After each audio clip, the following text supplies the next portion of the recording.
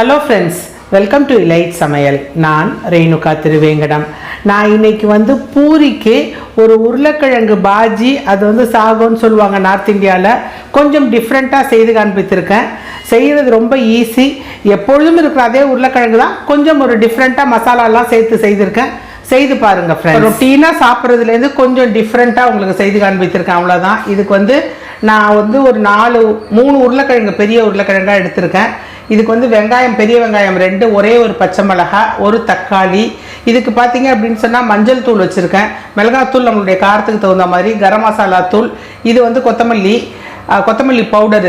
இதில் நான் ஒரு கிராம்பு, ஒரு ஏலக்காய், ஒரு பட்டை, ஒரு பே லீஃப் வச்சுருக்கேன். இதில் பார்த்தீங்க அப்படின்னு சொன்னால் ஏலக்காய் ஸ்மெல் பிடிக்கல அப்படின்னு சொன்னால் நம்ம விட்டுடலாம். நான் இன்றைக்கி ஏலக்காய் போட போகிறதில்ல, கிராம்பு மட்டும்தான் நான் போட போகிறேன். ஜீரகம் அல்லது பெருஞ்சீரகம் நம்ம எது பிடிக்குதோ அதை போட்டுக்கலாம். இஞ்சி பூண்டு பேஸ்ட்டு, கருவேப்பிலை, கொத்தமல்லி, அவ்வளோதான் இதுக்கு. இதை எப்படி பண்ணுறதுன்னு பார்க்கலாம் வாங்க. கொஞ்சமாக எண்ணெய் விட்டுக்கோங்க, ஜீரகம் போட்டுக்கோங்க, ஜீரகம் வெடிக்கட்டும். பேலீஃப் போட்டிருக்கேன், ஒரு பட்டை போட்டிருக்கேன், ஒரு கிராம்பு போட்டிருக்கேன். நான் ஏலக்காய் போடலை இன்னைக்கு.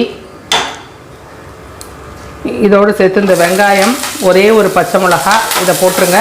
இது கொஞ்சம் நிறம் மாறுற வரைக்கும் வதக்கிக்கலாம். சீக்கிரமாக வதங்கிறதுக்காக ஒரு சிட்டிகை உப்பு, கருவேப்பிலை போட்டுக்கோங்க. வெங்காயம் கொஞ்சம் நல்லா வதங்கிருச்சு.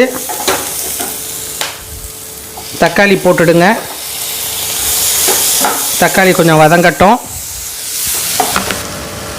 இஞ்சி பூண்டு விழுது போட்டுக்கோங்க.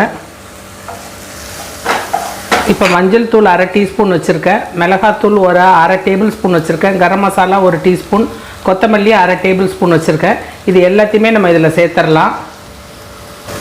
இதோடு சேர்த்து சோம்பு பிடிக்கிறவங்க சோம்பு தூள் சும்மா ஒரு 1/2 டீஸ்பூன் போட்டுக்கோங்க. மிளகாத்தூள் மட்டும் உங்களுடைய காரத்துக்கு தகுந்த மாதிரி ஆட் பண்ணிக்கோங்க. ஒரே ஒரு பெரட்டுங்க, அதுக்கு மேலே பெரட்டாதீங்க, இல்லைன்னா மிளகாத்தூள் கருத்து போயிடும். கொஞ்சம் தண்ணி விட்டுக்கோங்க.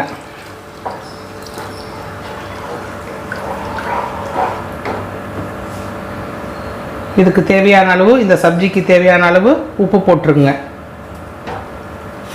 இது நல்லா கொதிக்கட்டும். ஒரு 5 நிமிஷம் கொதிச்சா இந்த பச்சை வாசனை போயிடும். அதுக்குள்ளே நம்ம இந்த உருளைக்கிழங்கை நல்லா மசிச்சு விட்டு வச்சுக்கலாம். நல்லா சேர்ந்து வந்துருச்சு பாருங்கள். இப்போ நம்ம உருளைக்கிழங்கு வச்சுருக்கோம் இல்லையா, வேக வச்சு, அதை நம்ம இதில் போட்டுடலாம். போட்டுட்டு நம்ம இன்னும் கொஞ்சம் தண்ணி விட்டுக்கலாம். உருளைக்கிழங்கும் ஒரு கொதி வந்துருச்சுன்னா நல்லாயிருக்கும். இதில் நம்ம கடலை மாவு கரைச்சி விடணும்னு அவசியம் இல்லை. கடலை மாவு கரைச்சி விடணுன்னாலும் விடலாம், ஆனால் நமக்கு கடலை மாவு கரைச்சி விடாமல் இருந்தாலே ரொம்ப நல்லாயிருக்கும். இது நம்ம பூரிக்கு உருளைக்கிழங்கு பண்ணுறோம். இது நார்த் இந்தியாவில் சாகுன்னு சொல்லிட்டு பண்ணுவாங்க. ஒரு 1/2 ஸ்பூன் டேஸ்ட் என்ஹான்ஸ் பண்ணுறதுக்காக சுகர் போட்டிருக்கேன், அவ்வளோதான். இது நல்லா கொதிச்சு வரட்டும். ரெடி ஆகிடுச்சு பாருங்கள், நல்லா சேர்ந்து வந்துடுச்சு. இதுக்கு மேலே நல்லா கொத்தமல்லி தழையை போட்டுடுங்க.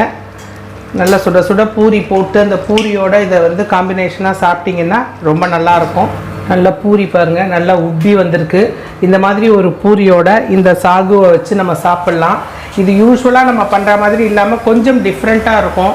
உருளைக்கிழங்கு நம்ம எப்போதும் ட்ரெடிஷ்னலாக நம்ம எப்போதும் பண்ணிகிட்ருக்கோம். இது கொஞ்சம் டிஃப்ரெண்ட்டாக செய்து காண்பித்திருக்கேன். இதை நீங்கள் ட்ரை பண்ணி பாருங்கள். இந்த டேஸ்ட் உங்களுக்கு கண்டிப்பாக ரொம்ப பிடிக்கும். பூரி பாருங்கள், நல்லா உப்பி வந்திருக்கு. இந்த மாதிரி உப்பி வர்றதுக்கு ஒரு சீக்ரெட் இன்க்ரீடியன்ட் சேர்த்துருக்கேன். அது என்னங்கிறத இன்னொரு வாரம் உங்களுக்கு ஒரு வீடியோவில் நான் போடுறேன். இந்த பூரி, இந்த சாகு எல்லாமே பார்த்தீங்கன்னா அவ்வளோ அருமையாக இருக்கும்.